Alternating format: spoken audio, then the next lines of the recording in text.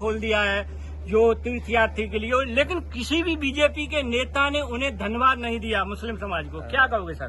कई पत्रकार साथियों ने वो खबरें चलाई हैं, स्टोरीज की हैं, जहां पर श्रद्धालुओं की मदद मुस्लिम समुदाय के साथ साथ अन्य समुदायों ने बड़े पैमाने पर की। उस दिन जिस समय सरकार का इंतजाम फेल हो गया तो सबसे ज्यादा मदद करने के लोग अगर कोई सामने आए तो मुस्लिम समाज के लोग। उन्होंने अपनी मस्जिदों में, अपने घर में, अपने मदरसों में, अपने जो भी स्थान उनके पास था, न केवल उन्हें रुकने की जगह दी बल्कि उनकी जो सेवा कर सकते थे उस समय कड़ाके की ठंड में जब सबसे ज्यादा जरूरत थी खाने पीने के, कपड़ों की, वो इंतजाम किया और लोगों को मिलाया भी। ऐसे भी तमाम मुस्लिम समाज के लोग हैं जिन्होंने मिलाया भी एक दूसरे परिवार को। मिलाने के साथ साथ कई जो बीमार होने पर या हार्ट अटैक होने पर भी डॉक्टर सामने आए जो मुस्लिम समुदाय के थे। इसलिए मैं ये बात याद दिलाना चाहता हूँ, ये बीजेपी के लोग तो ऐसा प्रचार कर रहे हैं कि कुंभ पहले होता ही नहीं था, कुंभ का आयोजन बीजेपी ही करा रही है।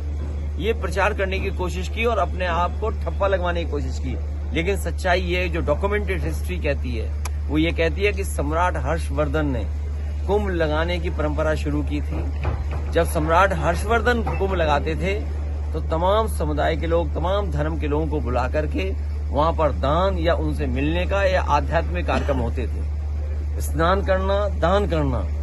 बीजेपी से क्या उम्मीद करोगे कुछ दान करेंगे? ये दान नहीं करेंगे, ये आपसे सब कुछ छीन लेंगे। समाज में धर्म हमारा व्यापार का सवाल नहीं हो सकता है। जो लोग कुंभ को व्यापार समझ रहे हैं वो सबसे ज्यादा हिंदू धर्म को ठेस पहुंचा रहे हैं। वो कह रहे हैं कि अगर हमने 10,000 12,000 करोड़ रुपए लगाए भी हैं, इससे 3 लाख करोड़ का व्यापार होने जा रहा है। और अगर 3 लाख करोड़ का व्यापार यूपी को हुआ है तो कम से कम जीएसटी तो मिली होगी ना। अगर 3 लाख करोड़ का कारोबार हुआ है तो आप सब व्यापार से जुड़े लोग हैं, तो हमें मुख्यमंत्री जी ये बताएं कि जीएसटी कितनी मिली होगी। और अगर जीएसटी मिली है और अगर जीएसटी का आंकड़ा नहीं दे रहे हैं तो मुख्यमंत्री जी की वही बात होगी 46 में 56 वाली। यूएस एड को लेकर क्या कहेंगे?